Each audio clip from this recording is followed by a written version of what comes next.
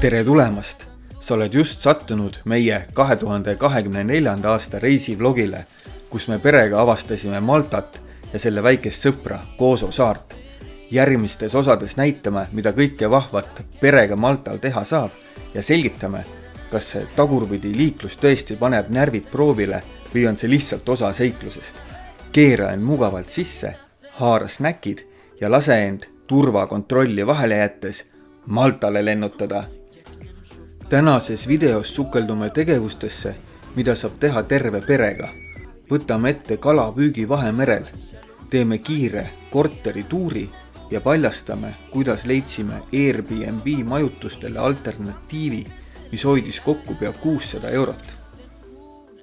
Ilma pikema jututa sõidamegi bussiga Maltal asuvasse sadamasse, mida kutsutakse Kreeka sadamaks ja kust algabki meie 4-tunnine kalastusretk koos Mirdiga. Plaanis on proovida bottom fishingut ja trollingut, kuid kõigepealt ajame kapteniga veidi juttu.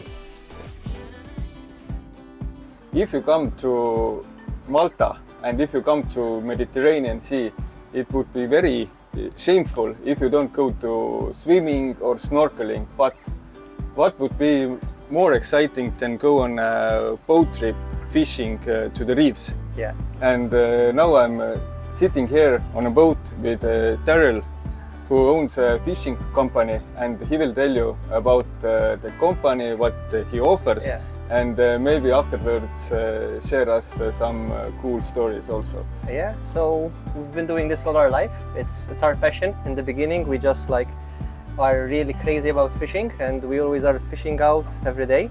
And over the years, we started opening up our experience and our knowledge to people who would like to try some fishing, and we like to have beginners and even experience. We can sort of handle and manage the experience of every customer we have, depending on what they want. If they don't know nothing, we can help them. If they're more experienced, we can maybe go fishing for different things as well. So it's an all-round service, and we've been doing this for well over 30 years now. Yes. Yeah, it's a long time. Yeah. I am going with my older daughter Mirt, and she's only 8 years old, and I'm pretty sure she will have a great day. Yeah, we really enjoy having families and children. It's a really great experience for them as well. It's there's the adventure, the excitement. It's maybe something of their first time they're doing it as well. They catch different species of fish, and they can reel it up themselves. And there's also something instinctive about children catching their first fish. There's something that comes from deeper in our past of it incites something inside them that excites them a lot. So it's really nice to see their joy and their happiness. And sometimes we catch and release fish as well, so it's very interesting for the children to understand. One is sometimes where their food might come from, and other times it's also good to release back the fish. So it's, apart from just fishing, it's a really educational experience. They learn about the different species, different depths where we fish, different locations, the different colors. Maybe sometimes you can see predation, like fish eating other fish, and hunting. Yeah. Yes. We might actually see this today. At the moment, there's a lot of hunting on the surface going on. So you see the birds and the tuna from underneath catching the fish, and it's a whole cycle of life which you don't get actually to see very often. Yeah. Kalapüük on põnev, aga juba sadamast avamerele manööverdamine oli omaette elamus. Kapten jagas juhiseid eelseisvaks püügiretkeks. Meie aga püüdsime teda kuulata, samal ajal ahmedes sisse ümbritseva Vahemere sügav sinist ilu.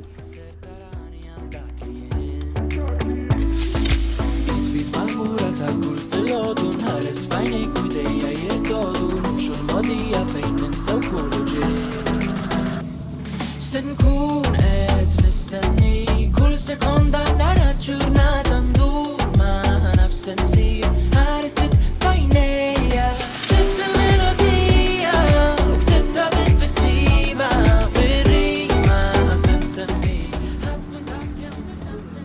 Lisaks meile oli kaptenil kaasas veel 4 inimest, üks noorpaar ja isa oma pojaga, kelle jaoks see oli elu esimene kalapüük.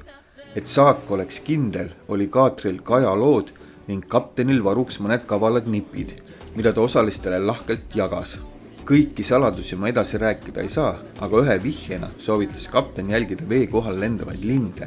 Kui neid kuhugi rohkem koguneb, on seal tõenäoliselt ka rohkem kalu.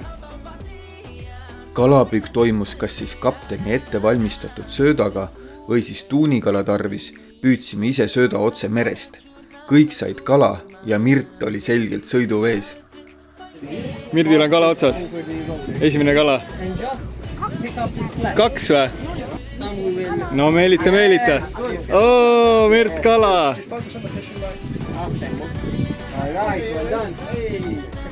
Samal ajal kui Mirt tegeles oma lemmiktegevusega, siis sättisin mina ennast mugavalt laevaninasse ja näitan teile, kuidas kõrgemalt meie kalapüük paistis.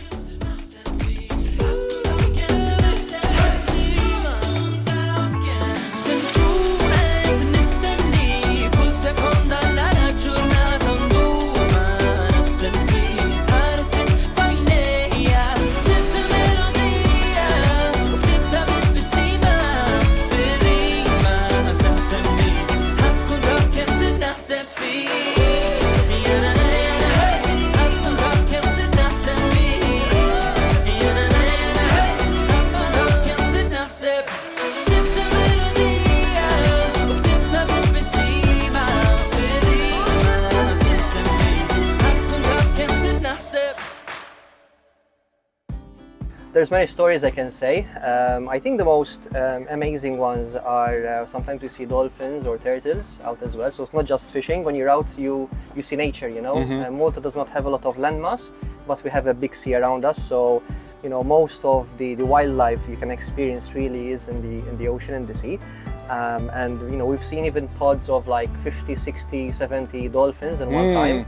Not a long time ago, maybe 2 months ago, we were just seeing some dolphins. Maybe there were half a dozen, 6 of them. We slowly approached them very gently with the motor, and slowly by slowly they took us to more and more dolphins. So we ended up following them for 2 hours over 10 miles, and we ended up with 70 dolphins all around us. And it's just the idea of not being too intrusive in the environment, just giving them their space, and then they will come to you because they're curious to investigate as well. And that's also something that is very important about our trips, is that we don't, the idea is not to catch as much fish as possible, but it's to catch some fish so people can have a nice experience. Sometimes we release them back as well, also we do catch and release. And we have the idea of sustainability. So you catch a few, you leave the rest in the sea for next time. You know, it's a very low impact operation. We don't use any nets, we don't use any heavy equipment, and the fish has a very fair chance of escaping as well, you know. So we use little thin line and very sport fishing rod, so we can have fun when you catch the fish. We do everything we can, and in the end of the day it has to be the fish that cooperates with us as well. So you know, that's where our experience comes from. We try and go to the right places, we use the right equipment, we use the right bait. We do 95% of the work. The last 5% depends on the fish. Yes. So I think now it's time to go fishing and hope we can catch something. Yeah, I'm pretty sure we'll catch something. Yes. Yeah. Cool. Just siis, kui arvasime, et seekord piirdubki meie saak peamiselt väiksemate meriahvenatega, jäi Mirdil äkitselt midagi suuremat otsa. Ta alustas ise selle kerimist kaatrisse, kuid andis ridva siiski mõne aja pärast meestele üle. Mina filmisin ja mõtlesin, et see on kindlasti üks neist hetkedest, mida laps elu lõpuni mäletab.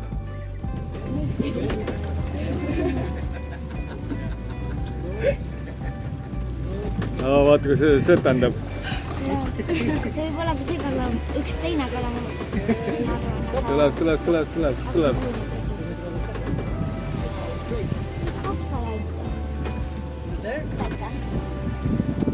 Amazing. Good. Yes. Good. Give me 5. Yes. Very nice.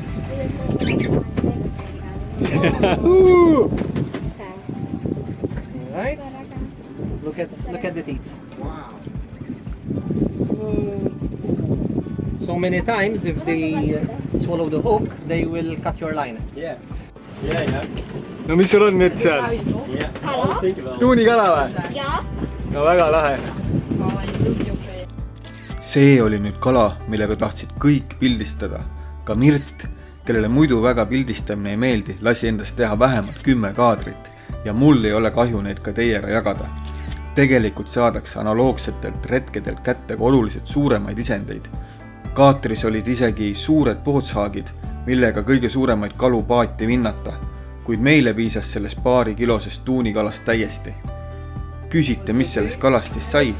Ära sõime loomulikult. Ei ole kunagi tuunikala fileerinud ja on kohutavalt nüri nuga, aga põhimõtteliselt peaks käima sarnaselt. Kindlasti on nüüd päris kalameestel mulle hulganisti nõuandeid kala fileerimise kohta, nii et võite neid kõik julged siia video alla kirja panna. Rõõm on tõdeda, et ükskõik kui hästi või halvasti ka kala ei lõikaks, siis maitset on sellega ikkagi raske rikkuda. Värske tuunikala carpaccio on ikka hoopis midagi muud kui külmutatud kala oma. Meie lapsed on alati valmis uusi maitseid proovima ja kui see isegi tähendab, et lõpuks tuleb ikkagi viinerid lauale tuua, siis on ka see proovimine ikkagi midagi väärt. Üks peamisi põhjusi, miks me reisil harva hotellides peatume, on see, et meie arvates kuulub reisimise juurde ka kodune toit ja koos kokkamine. Taustal näete meie korterit, mille leidmiseks kasutasime üht kavalat nippi, mida tahaksin teiega nüüd jagada. Kui hakkasin viimasel hetkel Airbnb ja Bookingu kaudu korterit otsima, olid hinnad juba üsna krõbedad. Siis tuligi mõte postitada Malta eestlaste Facebooki gruppi kuulutus, et otsime perele 8 nädalaks korterit. Lisasin ka, et ehk leidub keegi, kes samal ajal tahaks sugulasi või sõpru Eestis külastada ning oleks valmis oma korterit soodsamalt välja üürima. Nii leidsimegi ühe toreda pere, kes rentis meile oma korteri mõistliku hinnaga ja mis eriti tore, ka nemad reisisid samal ajal Eestis matkaautoga, nagu meie oma minihaagisega tavaliselt reisime. Korteri omanike tütar Brita oli meie plikadega sama vana, mis tegi selle vahetuse veel eriti südamlikuks. Tänu neile saame Maltal omale koduse peatuspaiga ja säästime sellega peaaegu 600 eurot. Suur tänu veel kord, et meile oma kodu usaldasite. Lubasin jagada, mida Maltal lastega veel teha. Näiteks, samal ajal kui mina olin Mirdiga kalal, käisid Rahe ja Leen Malta rahvuslikus akvaariumis. Samas leidub ka kohti, kus sissepääs on tasuta. Ujumine ja veealuse maailma uurimine on täiesti tasuta. Ning kui teile meeldivad kassid, siis soovitan kindlasti külastada kassiparkide toredat atmosfääri, mis oli meie laste seas popp nii päeval kui hilisõhtul. Veidi suuremad lapsed saavad rannaalal harjutada võitluskunste või osaleda vabaõhu tantsutrennides.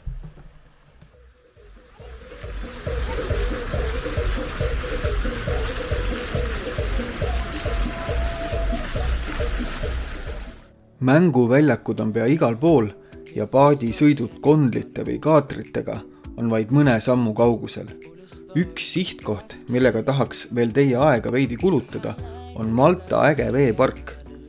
Kuigi rannamõnud on tasuta, siis pean tunnistama, et pildusin siiski veidi pappi ja nautisin pea terve päeva lastega seal pargis veemõnusid. See park on tõesti muljet avaldav. Kõik atraktsioonid olid töökorras, basseinid puhtad, muusika polnud liiga vali, restoranidesse täitsa korralikku toitu ja lõbu jätkus kõigile. Väga meeldis ka see, et kohal oli palju vetelpäästjaid, kes pidevalt pargis toimuvat jälgisid. Keegi neist ei olnud telefonis ega muul moel eemal olev. Meie lapsed olid sel ajal 130 ja 135 cm pikad ning pääsesid enamikule atraktsioonidest. Rahe ja eriti Mirt on head ujujad. Mirt on ka aastad ujumistrennis käinud, seega julges ka isa süda tal natuke keerukamaid trikke proovida lasta. Mis sa kohe tegema hakkad, Mirt? Kausist alla laskama. Kausist alla laskma või? Jaa. Oled elevil või? Natukene. Suuri hirm on ka naha vahel. Davai, kohe saab näha. Oled valmis? Ready? Go!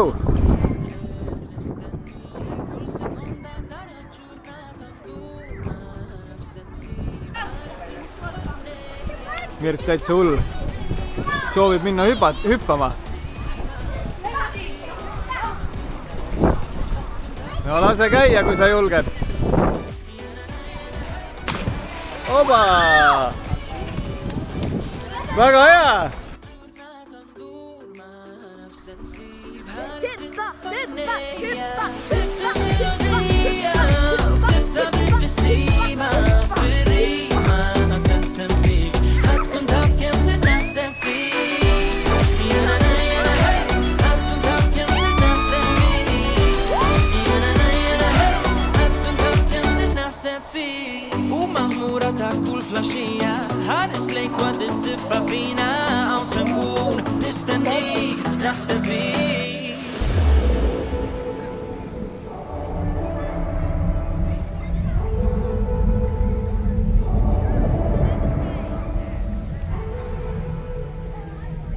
Kui keegi tunneb huvi, siis pargi kõrval on ka delfinaarium.